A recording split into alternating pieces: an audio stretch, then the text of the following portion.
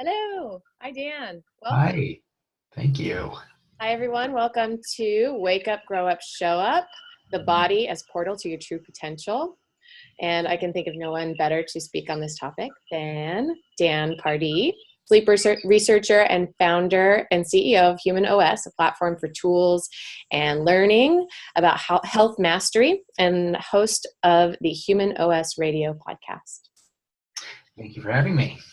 Dan, will you tell us about yourself and Human OS and how it came into being? Yeah, I'd love to. So I do sleep research, and I've been interested in the human body for a long time. And it's interesting to think of when was it that you started to pay attention to the body with a little closer attention. And I think for me, I was interested in sports in high school, and I got an injury that kept me off of the field and the court. That was something I was really passionate about then. So it started to get me to think about the human body in a different level from a really early age. That then turned into a passion for understanding the body more broadly. So I thought I wanted to do sports medicine, and I pursued that in college, but then my interests really turned into exercise physiology, which another way to describe exercise physiology is dynamic physiology. So how does the physiology of our body work under conditions of heat, or when we're exercising, or so all sorts of different sort of environmental or physical conditions. And that was really, really fascinating. And then that led to me pursue my master's in exercise phys. And then I started to do work after I graduated from there with Dr. Dean Ornish, looking at this multifactorial lifestyle program that was addressing prostate cancer. So we had in his program 180 prostate cancer patients come to this offsite once a week as a part of the trial, and their families. And they would visit a stress management expert, an exercise physiologist. We'd make food. We had this, we'd create community. We'd have interpersonal communication counseling with that person and their spouse. It was really, really interesting. And a lot of studies look to try to isolate one variable. And we do this intentionally. So for example, let's say you're wanting to detect if selenium has an effect on prostate cancer. You want to try to keep everything equal between two groups and just have one variable change so that you understand what you're studying. And you could say, okay, with confidence that this does or does not have an effect. But this type of research is different. It looked at how if you take a lot of things that we think are actually effective or have an effect in this area, and you put them together, can you create a greater magnitude of impact, in this case, in prostate cancer? So that was really informative to me. I love this idea of looking at this more comprehensive approach around lifestyle and the things that affect the internal hormonal milieu and outcomes in this specific case. So I worked there for about a year. And then I went, serendipitously, I got into a job at a pharmaceutical company that was looking at that had a treatment for narcolepsy. I knew nothing about sleep, and I knew nothing about this drug, but it was very interesting to learn about narcolepsy, learn about this medication, which is very rich history of potentially being used in a lot of different areas. And then also, getting to understand what, sleep itself and its connection to the rest of the body was fascinating. So I headed up medical affairs, and medical affairs does scientific and medical support on approved products once they get into the marketplace. And so for about a decade, my job was to connect with the top sleep researchers from around the world, talk to them about various research protocols that they might be interested in doing with the drug. And I learned a ton. And then at the end of that, I had my own questions that I wanted to ask. So I left there and I pursued a PhD. In the beginning of my PhD, the first thing I did was take 6 months and do something different. I created a behavior model, and this was harkening back to my work with Dr. Ornish. And in that, I said, okay, well, in order to really affect people, to help people make legitimate, significant, long-term behavior change, which a lot of what health is, you need to understand what drives humans. And so the model that I created is called the loop model to sustain health behaviors. And it asks 4 questions. In order for somebody to adopt and sustain something long-term, they should understand why they're doing it, how to do it, if they're doing it, and if it's working. So why should I do it? How should I do it? Am I doing it? Is it working? And you can tell there's a really distinct, there's 4 different buckets. One of them is like the thesis about why something is worthwhile to pursue. The next thing though is like, well, okay, great. I get the concept, but what does that look like in my day across a 24-hour period of a day? How do I implement this? What kind of skills do I need? Are there things that can kind of simplify that for me once I develop the skills? And then you sort of have later on, if you're like, all right, I read the book, I get the concept, I know how to, like, let's say, make the recipes, whatever it is. But 8 months later, is there something that's going to actually help you stay engaged when life kind of gets busy again? And that's a common way where behavior drops off. People get inspired by a concept, let's say, and then they're really into it, but then again, life gets in the way. So is there something then that can keep people engaged with these concepts? And then lastly is it working? And that's where you might get blood work done or some sort of health risk assessment. And you can see now how every one of these 4 categories is independently useful and distinct.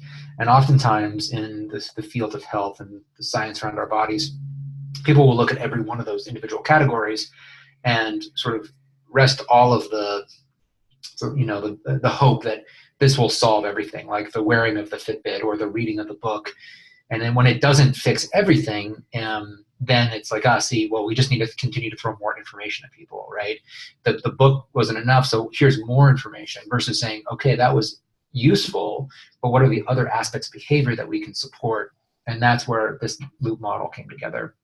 And, long story long here, that then translated over time into me working to develop an application to operationalize that model. And that is the application that I am the CEO of, called Human OS.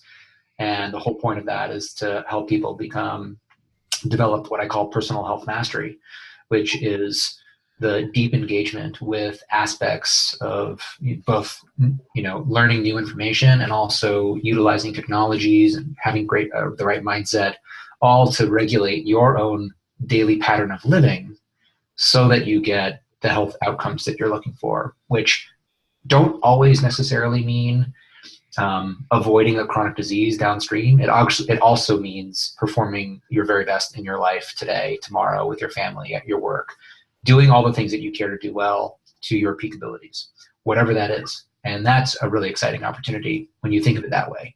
And so that's what I do. Great. Yeah. And so it started with Dan's plan. It just evolved over time to include more tools and change names? Yeah. So when I'm very proud of the fact that I started by developing a scientific theory around this loop model, and then since then I've been working to develop tools. So as you say, Dan's plan was the first application. It was sort of like the beta program, and I started to develop the very first version of that was me stringing together a couple of different blog templates to make it look like a more sophisticated website. People could enter information. It would come to me. I would then take it and do calculations and then email them back. And it was, very much like the Wizard of Oz in a way, where the person behind the curtain making it look like there was some sort of technology there. But that was the first step. And then as I was getting engagement and interest, I started to invest more resources, time and effort into it. The very first version then was Dan's plan. And I was always uncomfortable with the name because I didn't want it to be like, hey, I'm this guy, Dan, I have all the answers. And yet at the same time, I recognize the fact that people like having a source that they trust, a person versus just some sort of technology, that's sort of doing things for you.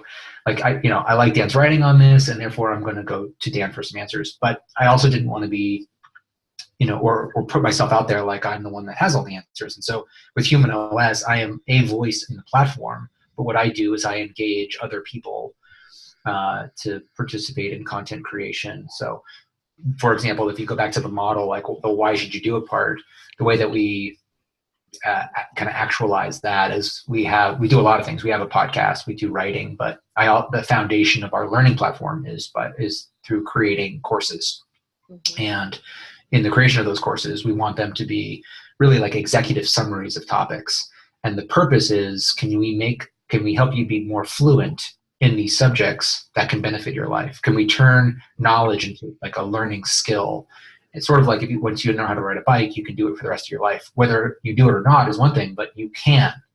And there's a sort of an issue that I described where we love fresh information, like whatever's new, but that oftentimes our engagement with new information is sort of, passive. And we're always looking, again, instead of going deeper, we're always, again, still looking for whatever was coming next. And that leaves us in a situation where we're always dealing with fresh, and that means that we have familiarity with something. And familiarity is that, okay, Melissa, tell me about, fasting or whatever it is. And a person is like, well, I'm familiar with it, but I can't really tell you about it. And what we want to do is try to promote fluency, which means that you could sit down and have a conversation over coffee with your friend about a subject. And it doesn't mean that you have to have PhD level knowledge on it, but you could actually discuss the, sort of key things that are important in order to sort of for you to exploit that information for your own benefit or for your family's benefit. And so that's our objective in creating these courses. And they're all, I think describing them as executive summaries is a good idea. So instead of a course being a semester long, they're really like micro courses where, it's maybe 45 minutes. They're all divided into 1 to 3 minute lessons where we interrupt them with quizzes. And that process of doing that, we're not quizzing you to test you, we're quizzing you to help you learn. Mm-hmm. And there's some very interesting research that has demonstrated that, where children who were quizzed more frequently learned better. And it was the process of stopping and thinking about what you've learned that actually helps the learning process itself. And so that was just part of what we do. And then we also have those courses peer reviewed. And that is, if you're unfamiliar with that term, peer review is something where if you're writing a scientific publication, you'll submit it to a journal. The peer reviewers will then review the information, make comments on it, say, well, this was unclear, this needs to be better. And then you get that information back and you work on it. And then the idea is that it makes the quality of the paper better. And we want to do that same thing here. There's such a deluge of information out there, and it's a good and bad thing. You have access to all the information that you want, but you have to sift through a lot of stuff that's sort of poorly done. And we wanted to say, okay, well, while peer review is no guarantee that our information is better, can go through a process that shows that we care and that can make it at least better than just our opinion. And so while I usually work with people that have published in the field on a particular topic, that additional layer of review is always useful, because we always get useful comments back. We usually have professors review the work. So that's something that we've done. And I'll tell you what, I mean, even, going into creating courses that, I'm like, oh, I know something about this topic and I'm going to create a course on it. This is myself talking, because I've created some courses here. It's always such a learning process for myself, even in the creation of it. And then I'll go back and I'll review a course that we've created, and I'll always learn something the next time. But the purpose is, if you read a book, you're going to remember a fraction of the information. And a month later, you're going to remember less. And then eventually you'll remember some sound bites and maybe forget the author's name, or maybe remember it. We wanted to design it so that can you have a higher retention of these information, so that literally months to years later, you can still remember those key pieces that can help you. And so that is very much our intention in how we create this. And it's pretty fun to do. It's hard. I mean, it's a lot of labor, actually. Yeah. It's a lot of labor. I'm about halfway through the Ideal Weight program. It is awesome. I love it. Thank you. Yeah. There is so much information in here. And I really love, I'm sorry, I'm trying to open it here. I really love how you go into the actual mechanisms and the hormones and the compounds that are doing the transformative work. Yeah. We have a lot of what I do when I work with my team is creating an identity of who we are in creating this information. And I want everybody on our team to think we are scientific translators, right? We're journalists. Our goal is to take a concept and not water it down or dumb it down, but explain it to people. So you have to have no background in a subject, only interest in order for you to say, okay, I get it. So if we use a term that you've been, heretofore been unfamiliar with, we explain what that means. And so we do go into some detail, but we use a lot of analogy. We use a lot of visuals to make concepts clear. And I'll tell you one thing, that we share more information than you need to remember, because part of that process is being persuasive about a subject. So let's say you watch a 40-minute course. You don't need to remember every word of that course, but your own belief in that material is heightened when you see the whole story. But then what we try to do is make those key learnings more vivid and help those stand out. And so what I ask for the content creators to do is I say, okay, imagine that your A+ student is having that conversation with their friend over coffee. What would you want to hear them talk about with their friend, in that dialogue? What would you hear them say? Okay, great. Now let's retro engineer that into questions that we ask along the way to then make those points more vivid. So we're very intentional about our process. And so far we've gotten great feedback. So it's been good. Because it's a lot of work. I mean, it takes months to make these courses because it starts with a really extensive literature review. There's the design process, the editing, peer review. So it's a lot easier to make stuff more quickly with less time and effort, but we want to make really high quality stuff so that we have something that can stand the test of time. Even in a field where there's stuff coming out all the time, but what you have is something that's pretty rock solid. So that's been a big goal of ours. I really see the benefit of, especially, and this is the one I've taken a deep dive on, the Ideal Weight program. Yeah. It's an amazing tool for people that are actually working one-on-one with people. Instead of having to go and research what is the best way for people to lose weight, they have this resource that they can guide people through and give the human support to, the data and the process that's beneficial. I think it has amazing potential. Yeah, thank you. I mean, so I'll tell you a little bit more about the Ideal Weight program. So Stefan Guillenet is a collaborator. He's the lead author on this course. Stefan is really a supreme thought leader in weight. He was a PhD researcher at University of Washington, and he's written a lot of very popular scientific papers. And he's just one of these, there's a saying that writers write. That's just sort of natural. They wake up every morning and they've got stuff to say and they just go and write. Stefan's one of those people. He's written hundreds of blogs on his website. And we met at a conference and hit it off. We sort of we had a good degree of overlap in terms of our knowledge and interests, but we also brought some uniqueness to the relationship. And it's been a many-year process to get to where we are now. But the Ideal Weight program is 11 short courses, but it's also we have a questionnaire that we put together where the results of it provide your weight index, your weight control score.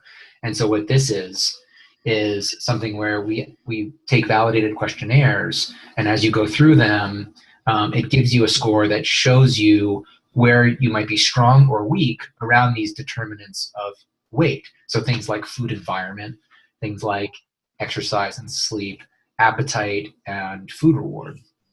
And for me, I was actually an obese child, and so it's a sort of a constant management of my weight, and it's been like that my whole life.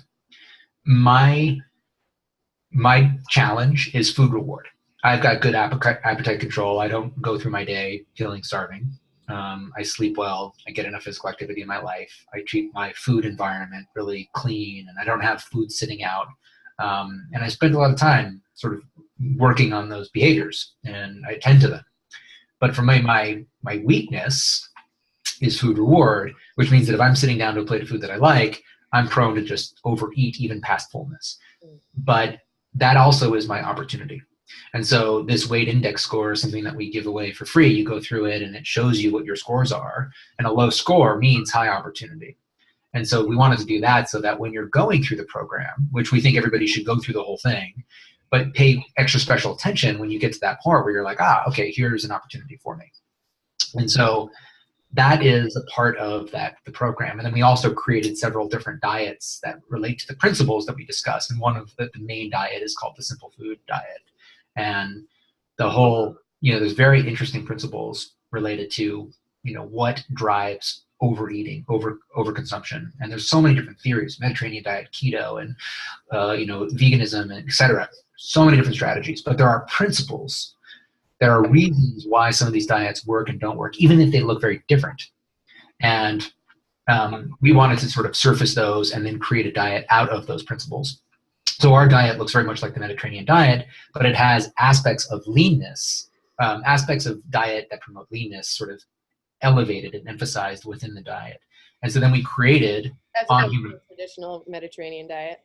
Yes, it's like the traditional Mediterranean diet, which is really, you could honestly say that there's probably no better diet that we know of. There might be a better diet that's out there. We just don't really know of that because people tapped into the idea that the traditional Mediterranean diet was healthy for you a long time ago. And then since that time, it has undergone a huge amount of research looking at it for primary and secondary prevention of heart disease, prevention of metabolic syndrome, prevention of Alzheimer's disease, and maintenance of cognitive function throughout life. I mean, on and on and on. There's so much research that's been done. So it's hard to say a diet is better just based off of the level of evidence, but that doesn't mean that there isn't, right? So the best diet that ever existed might be invented tomorrow, but we don't know that. We won't know that because we don't have the data for it. So at least in terms of level of evidence, the traditional Mediterranean diet is absolutely, if not the best, it is up there. And we actually have a course on that, and it's peer-reviewed by Dr. David Katz, who's the president of the American College of Lifestyle Medicine and the director of the Yale Prevention Program. And so what we do for both the Ideal Weight Program and the Mediterranean Diet course, I then worked with various chefs to then create recipes that then show you how to cook in that style. And so now you're sort of seeing the system work, right? So you have the education, right? That why should I do it? And then you have the how do I do it come into play. And so this is where we then just make it easier for you to implement the knowledge day by day. Like, what am I going to make tonight? I got to make something. Here's some good ideas for you. And so that's essentially how that system works. And then if you also think, well, am I doing it? And that's asking that question, like, all right, what are the behaviors that get me results? We do tracking too. So we integrate with your Fitbit or other devices that are tracking data on you, wireless scales, where you can sort of collect data in a more passive way. It filters in and it graphs it, and then you can set goals for yourself, and it keeps you engaged with those daily goals.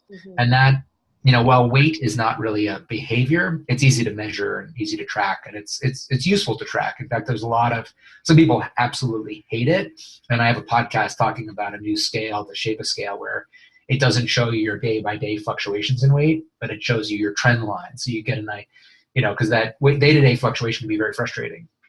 But there is good research that shows that when people do weigh themselves every day, even with that fluctuation up and down due to water weight, it actually is a reminder in the morning, okay, this is a goal of mine, and I'm going to sort of attend to it. And that can then promote other health behaviors, whether it's good eating, getting enough exercise, and getting into bed on time, et cetera, that can then get you the results that you're looking for. So here's how this whole system is now coming together. The education, the things you can do today, the monitoring of how you're doing, information, and the whole point of Human OS is, can the system make you more knowledgeable about things that are known in the world that can help you? Can it make you more knowledgeable about yourself? And can it help empower you to put it all into practice? And that is, I think, pretty unique spin on things. And people say, well, what is Human OS? Is it for weight loss? And it's like, well, actually, there's a common set of tools, health tools, and there might be various goals, right? You might come in and want to lose weight, or you might have a desire for improvement in cognitive function, or just maintaining high cognitive function. You may care to just learn more about fasting or have a quick daily workout. We have daily workouts that we've created too. And so I wanted to create a system that was easy that there was a very powerful power use case where if you use everything that we provide, it's going to support you on a lot of different levels. But I also wanted to create something where if you just wanted to use it for a part of the site, that was going to be successful too. Come for the occasional recipe, come for the daily workouts, watch a course every once in a while, and all of that will work fine. You don't have to be the power user in order for it to work. But hopefully people will become engaged by that, by using it, and then want to take part in other aspects, in other ways that it helps you. So I worked on a course called Road of Health. And it's really what we try to get everybody to do first. It's the first action that when people sign up, we try to get them to partake in. And the Road of Health is 26 minutes, and it's if you notice, it's not Road to Health, it's Road of Health, right? Because that's saying, it's not the destination, it's the journey. And this is exactly what we mean. It's what is the path that you walk? What is the path that a healthy person walks? And it's not that destination. It is just the daily steps that you take. And so this whole course is walking you through a concept that is saying, this is what health is. This is why it's a problem. This is why you need to attend to it. And really, this is why Human OS or tools like it are useful. And the argument that we make is that we need tools in our life as countervailing forces to modern pressures that get us to sit all day, to spend too much time inside. To basically, it's interesting. Technology leads us to live in a manner that is disconnected from our biology and our evolution. But yet we can also use technology to help us do the things that get us, more of that sort of stimulation to keep us well, keep us performing well. So that is very much the argument that we make. And anybody that's curious about this, I'd recommend go and watch that course. It's 26 minutes, and we divide it into these little sections. And if you have comments on it, we'd love to know what you think. So what's interesting to me is that it's gotten to the point where, as a society, we are not so healthy anymore, and why we are not able to just follow our intuitions and do what comes naturally to us is because the way that our environment has changed. Yeah. And would you talk about the ways that our environment has changed as opposed to how we evolved? Let's work against each other unless we pay closer attention.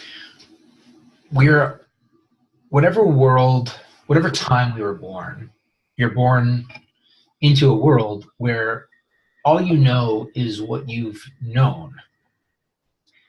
If you're born today, you'll have cell phones and high definition televisions and artificial light, and all of these things are just a part of your existence, and they've been from day one.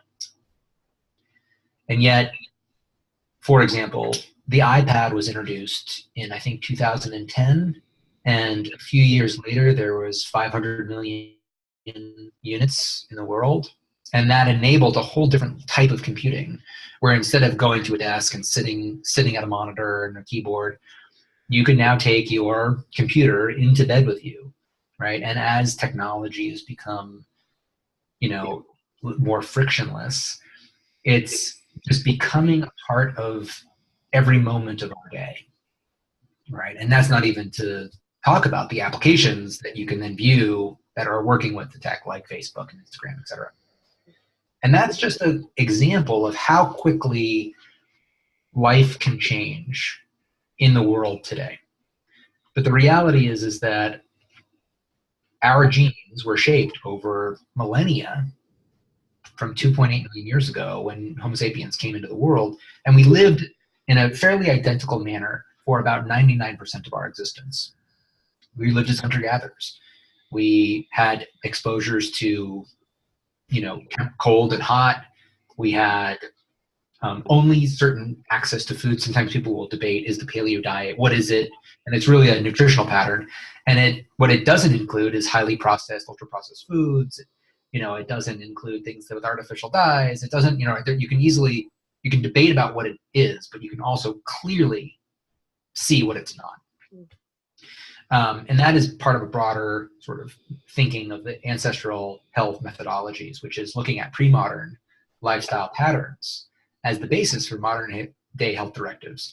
And it is so interesting when you tap into these ideas to see just how much it informs what we really actually do need for our health. And so I'll give you an example. 2 days ago, I published on my podcast an interview with Peter Light.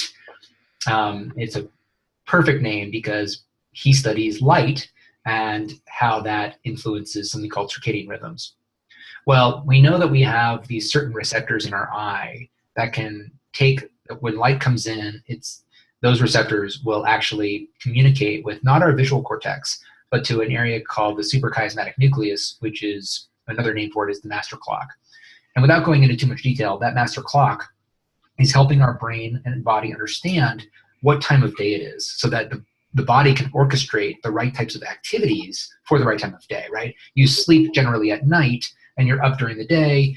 You're not having to wake up 4 times over the night to eat and go to the bathroom, et cetera, because your body knows that it's doing different types of activities.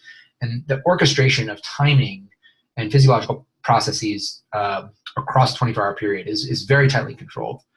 The availability of energy sources, et cetera, it's all coordinated with what time of day it is. And that's how that system works. Well, that's a bit of a preamble. So Dr. Light, in this interview, he was doing some screening, and he found that very strangely that these same receptors in the eye are found on our fat tissue. And so he tested it, and they're actually responsive. So they actually induce a physiological response. So if very bright light is shined on these, on these tissues, then they start to control the metabolism of fat tissue in a very interesting way. Where they shrink the fat tissue, they make them less inflammatory, and so basically what we now know is that if very bright light hits your skin, it actually has an effect on fat metabolism. We spend 90% of our time indoors now, and we're always wearing clothes.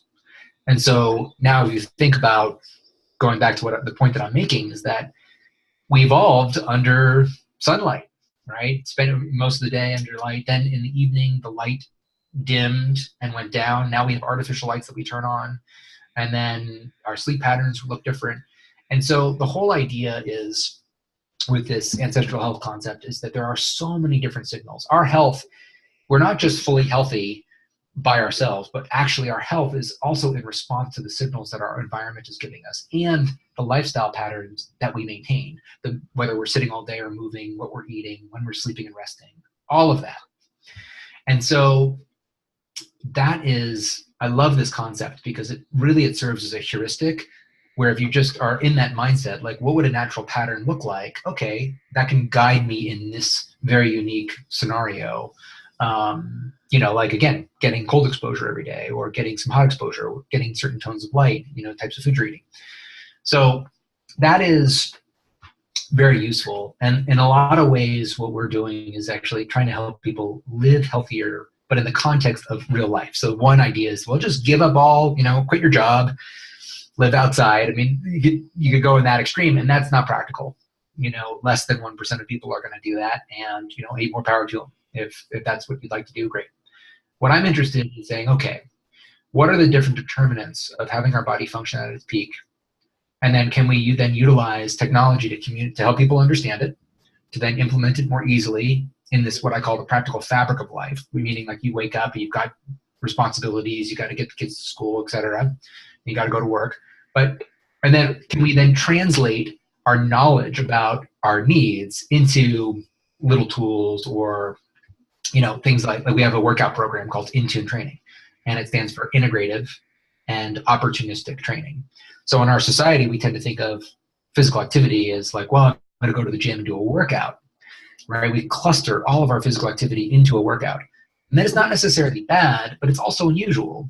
If you look at hunter-gatherer patterns, they rest a lot during the day, but they also will walk about 6 to 8 miles a day. They might run one of those miles, and then they're lifting and carrying and they're doing stuff to either hunt or prepare, gather foods and take care of shelters. And so what Intune training is facilitating is this idea of decoupling physical movement from just a workout. So I'll say it again. I have no problem with going and doing a workout, but I wanted to create something that allowed me to get more exercise into my life, more movement into my life. And so Intune training is what it looks like is a workout that might say, okay, today 50 push-ups, 50 sit-ups, and 100 lunges. Now, if you're listening, you're like, I can't do 50 push-ups. Well, you could do them against the desk, right? So you can always scale it to your ability. But then the other thing is that you don't have to do it all at once. We say at the very top of that workout, you have until day's end to complete. So you could, things on Human OS. Oh, I love that. It's addictive. So practical. I really think that this is going to be really useful for people in integrating movement into their lives. It's so simple, and yet it's revolutionary. And what doing Intune training teaches you is that what it trains as a mindset is that movement can happen anywhere, anytime. And that, I just say that it sort of depends on the permissiveness of your environment, right? Are you in clothes that allow for you to do the movement? And are you in an environment where you can do it comfortably? And you have to work around that, and you have to personalize it for you. If you have to wear a suit and you can't get, it's hard for you to do it. What can you do? Maybe you do it before work and a little bit of after work or some at lunch. But what I do basically is after I finish an email, then I might go do 10 push-ups and sit-ups, or I might, right? So I'm mixing it into my day. And the other benefit of that is that movement like that actually stimulates cognitive performance. So it helps you stay sharp throughout the day. So at the end of my day, I want to feel like I got a lot done. And I also want to feel like not only am I sort of mentally tired because I was thinking hard all day, but I'm physically, I feel like I use my body. And it has changed my life. Now I do other things too. I do yoga, I'll do indoor cycling classes, and I'll go for hikes, and I'll mountain bike outside, and I'll lift weights. I do other stuff, but all that stuff sort of changes depending on what my interests are and whether or not I have time. Intune is my day. It's a daily practice. I look at first thing in the morning, I wake up, I look at the workout, and then I just chip away at the reps. And oftentimes I'll finish the workout. Sometimes I don't. But let's say there was 50 push-ups and I did 19. Cool. I get credit for those. And, then I write those down, and every day I have at least a little bit of movement. So I say, I'm going to have movement in my life every single day. And then the day's pressures determine what I can get done. But I can also it's different. Yeah, go ahead.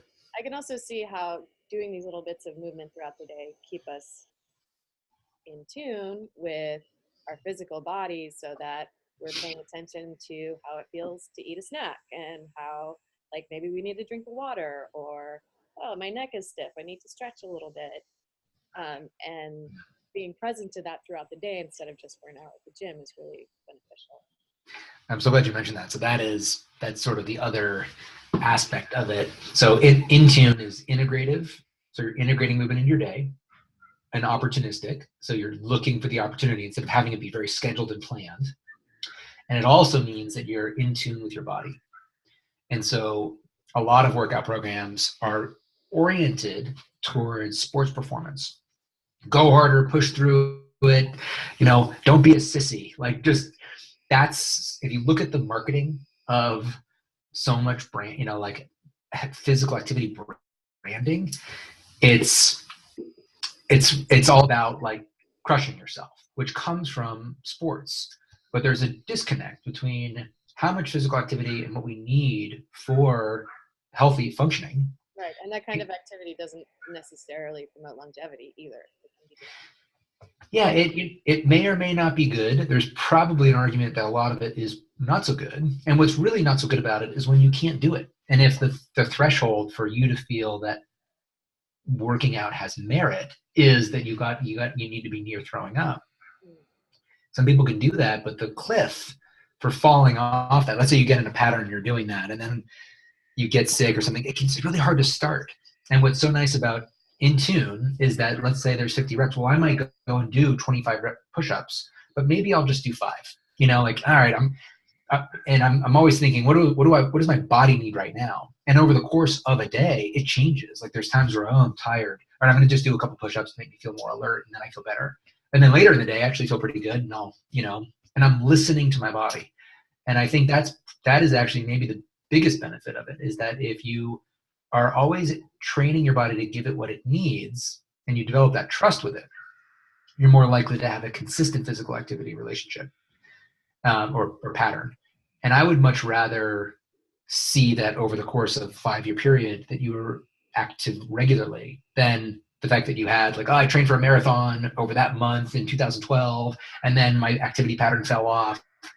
I don't really care much about the peaks. I care much more about the averages. Yeah. So, yeah, a couple of questions, just like rapid fire questions about you told us a little bit about your activity patterns. What do you eat for breakfast? So I will often make a smoothie. The reason being is that I feel smoothies will augment my cognitive performance. So I try to get phytonutrients into my day early on. And in fact, we just released a new smoothie pack where, which is cool. I'll tell you what we're doing. So every day I'll tell you how recipes work on Human OS. I'll work with different chefs. We'll make recipes, and then let's say there's 70 recipes in a pack. One of those recipes every day is taken and is your recipe of the day. So instead of a cookbook where things, sort of sit on a shelf and collect dust, one of those is getting surfaced to you, and you're reminded like, oh yeah, that's right. This is in this pack, which is cool. And we just released the smoothie recipes a few days ago. What we're also doing is a very, very challenging project. It's going to take a lot of effort, but we're making great headway on it, where we are connecting all the ingredients that we have in any recipe on our site with phytonutrients or phytochemicals that are in the plants and other things that are other ingredients that we have in there in the overall ingredient across every recipe. And now if you go to the smoothie recipes, you'll see it'll say, preparation instructions, suggestions, and then health attributes. And so yesterday, the smoothie recipe featured blueberries. And in it, I'll paraphrase, but it talks about how blueberries contain polyphenols that have been shown to enhance memory in school children. And so if you actually then look at rat studies, these anthocyanidins that are in blueberries actually get into the sort of cognitive machinery that is actually helping you think better. And so what we like about that is when you can make a tighter connection. I mean, it's so much different to say, hey, blueberries are good for you, you should eat them, versus like, blueberries are good for you. They've been demonstrated to help with cognitive performance. Here's a little blurb about, that connection. And all of a sudden that connection becomes more vivid, and you're like, wow, this is great. I'm more motivated to actually do this. And so I'll either, that's a typical breakfast that what I have. Sometimes I always try to make my breakfast very high in fiber. I feel like that has a impact on my satiety for the rest of the day, more so than anything else. Oftentimes I'll have some spinach. Let's say sometimes I'll have like eggs and spinach. But I always try to get some fruits and or vegetables in my breakfast. So it looks a little bit different than like what's considered a normal breakfast. Mm-hmm. Great. So just to tie this into to the title of the summit, I know a lot of it is to encourage peak performance and also longevity. What does peak performance look like to you? Again, realizing your true potential. There's two elements of peak performance, I think, when I think of it. One is connecting to that day where you recognized you felt amazing. All right, you just woke up and you felt really good. You were in a good mood. You had energy.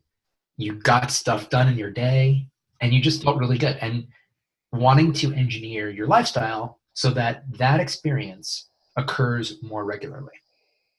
The other aspect of peak performance is possibly going beyond that and doing all of these things well in your life that are determinants of healthy physical functioning, and seeing just how good you can feel and how good you can perform.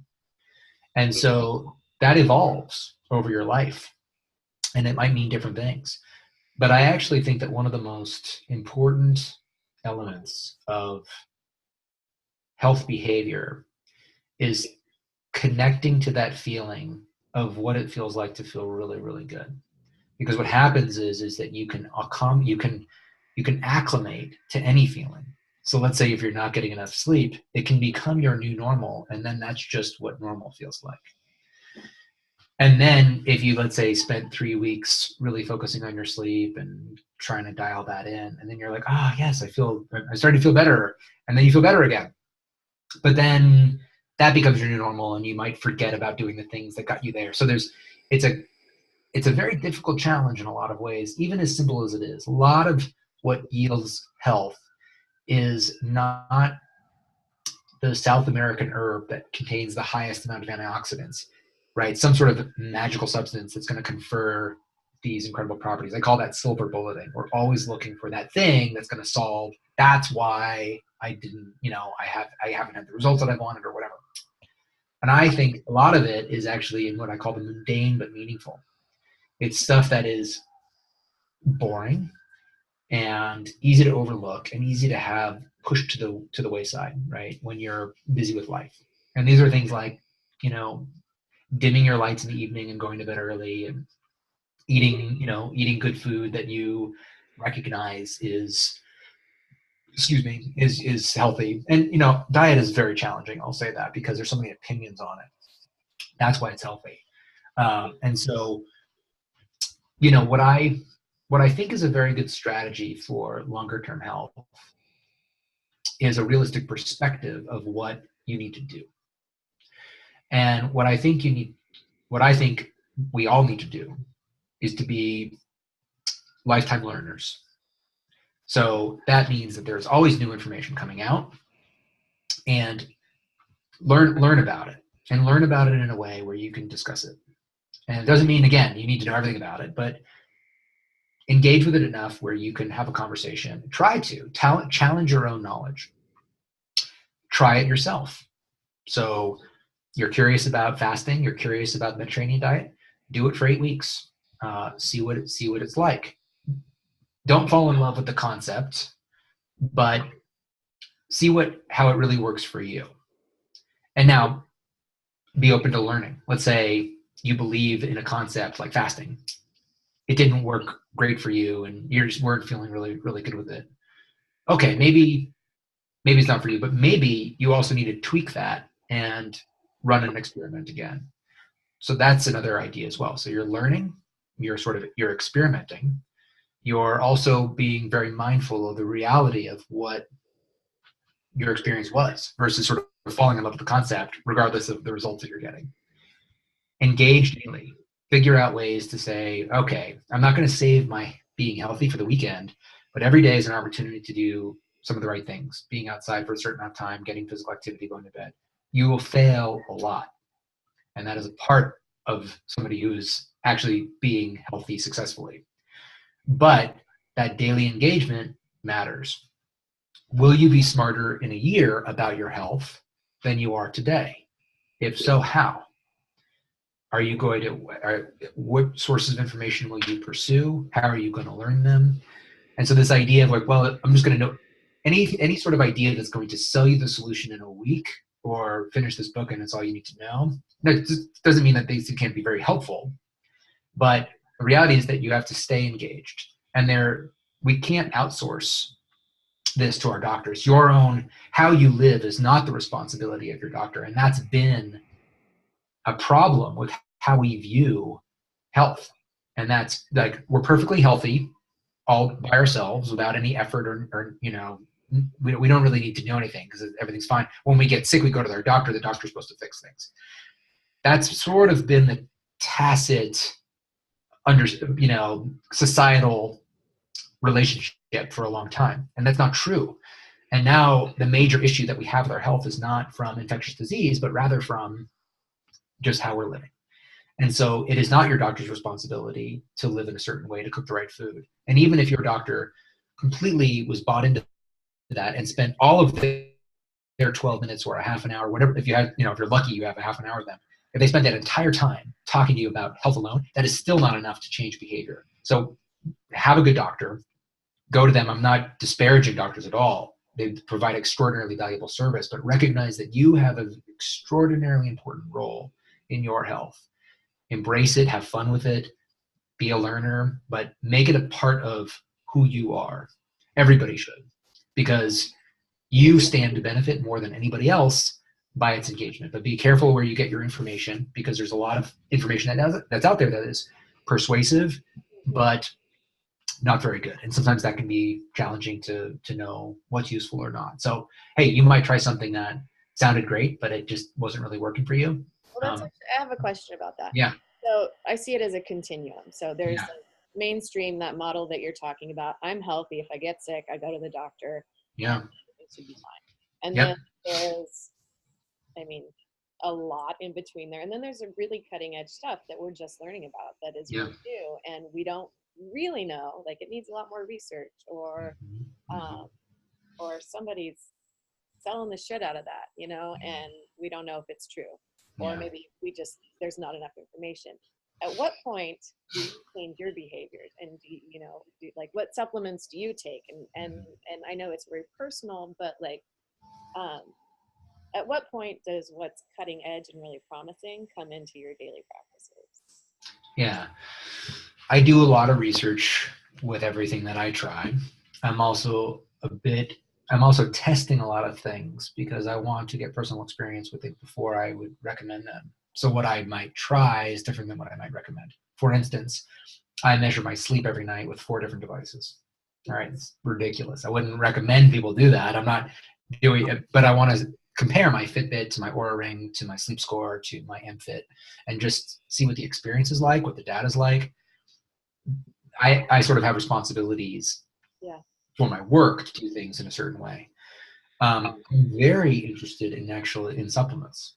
I think that supplements have largely a bad reputation and name for a lot of people. And I think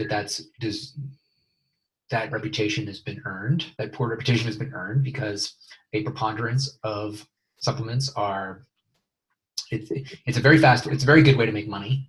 And there's not a lot of thresholds to pass in order to become a manufacturer.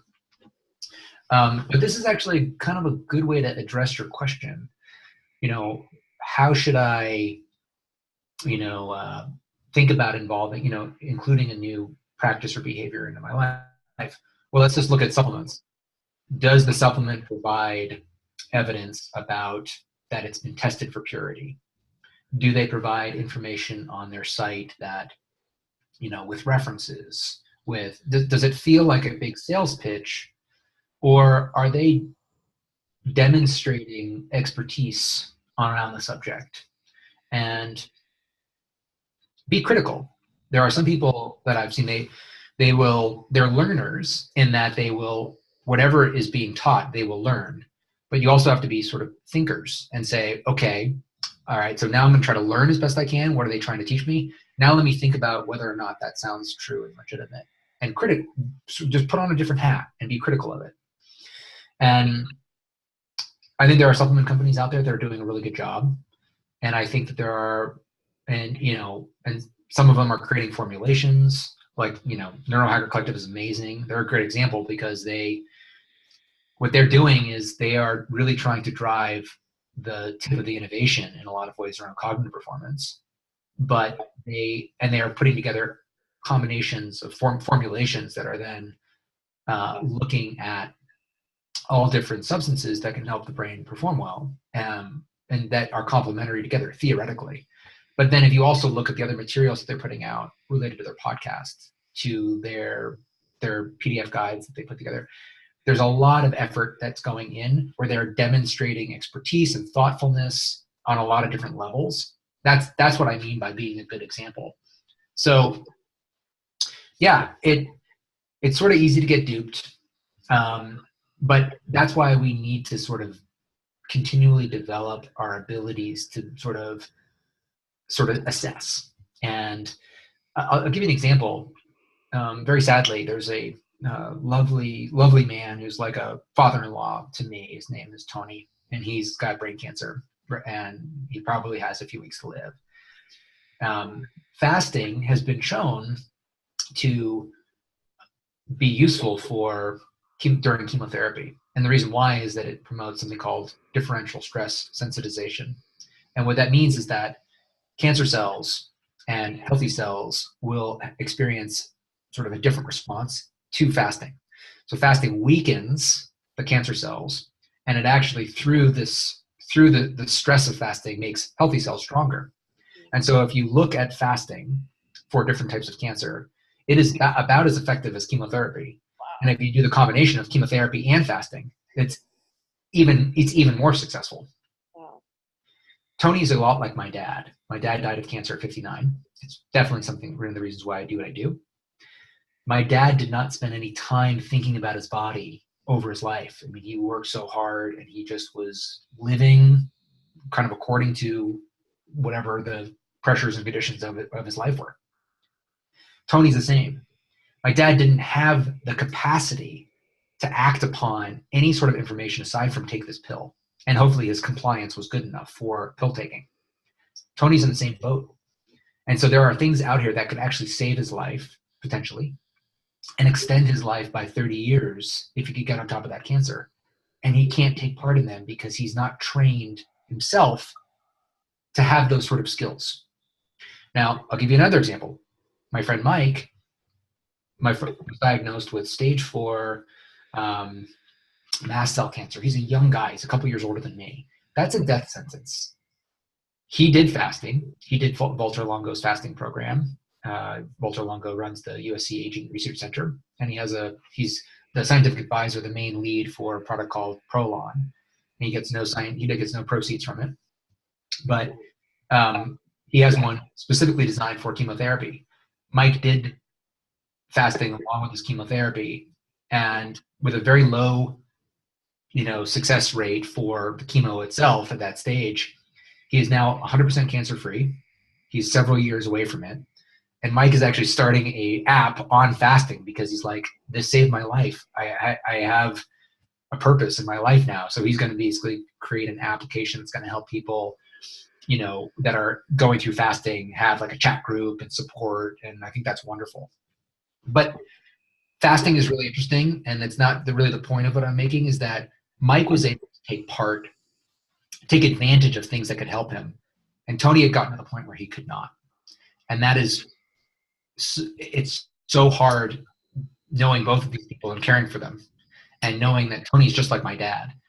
And when I didn't have a conversation with him, but through my, my friend who's his son-in-law, he just like, I don't want to give up carbs for a week.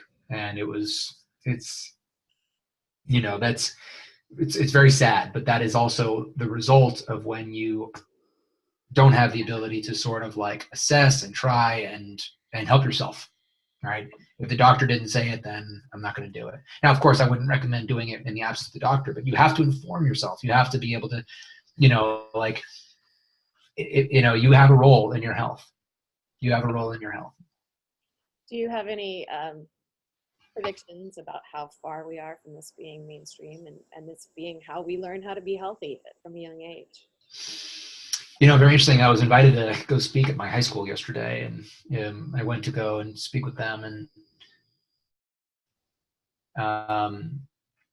it was eye-opening in a lot of ways. It was great that I came in and to talk with them, but ultimately one of my missions would be to, right now we deal mostly with adults, so the majority of the people that use Human OS are between 30 and 50, but we also have people between 20 and 30, and then 50 to 70. So all decades of life are represented, but these are types of skills. Physical education is PE, getting out and training, and that's great. We need more time for that. We don't need that cut. But we also need is to be taught these things from a very early age. And I would love to make that a part of our mission later, because we'd have to be very sensitive and have everything have our materials be age appropriate and et cetera. And yet there's so many things to take advantage of, particularly when you're young. And I wish that I knew some things that I didn't figure out till I was an adult, things that were wrong with my sleep, and my own cognitive performance was severely affected. And then once I was able to figure out some of those things, it's like, oh, there's my brain. and I performed way better in school, and I had to figure them out serendipitously, and when I did, I could connect with the feeling, and then I wanted, to engineer more of that better feeling than feeling poorly. But we just sort of treat, again, we go back to treating life as though, our health as though it's there 100% of the time until we're sick. And then really we do need to be developing these skills from a very early age, and versus having people raised to have a whole different behavior set and then try to teach against that later in life, and hoping that they tap into that idea that this is an opportunity that they should take advantage of earlier than later. And so that's an ambition of mine. That's one of my long-term visions. Yay. The way we learn about how to be healthy human beings from a very young age. Yeah, it's really critical. And that's our best opportunity to solve future chronic disease. And in the meantime, since we've already been taught all of these horrible things, we have Human OS to help us relearn a good way to be in relationship to our body. Yeah. Is there anything, I think this might be a great place to end. Do you have anything you'd like to add? No, but I'll say that anybody that's listening that wants to check out Human OS, we're going to do an offer for you. So what it is, it's $9 a month, $9.99 a month for our Pro. There's also a basic plan. But if you wanted to check it out and you're listening, we're type in Melissa to the code when you're making a subscription purchase, and it'll make the first month for $1. So you can check it out if you'd like for a very low cost. My personal mission statement is to create high value, low cost solutions for people. And, for all that we're offering, people are like, you need to be charging way more. And I don't want to. I don't want cost to be a barrier for anybody who says, I want to partake in this to be able to. And yet at the same time, the business aspect of what we do, if I want to continue to hire great people, I want to keep building the best health tools, we need to have adequate revenue for us to keep serving the people that want to use us, use the application. So I'm really happy to be able to offer that to your listeners. And if you'd like to take part, just type in Melissa in the code, and you'll get that offer for the first month for $1. Thanks so much, Dan. I really appreciate it. And I hope that people do make use of that offer, because it's really an amazing program. Thank you so much. It's really nice to chat with you. Thanks. Yeah. Take care, Dan. Okay, take care.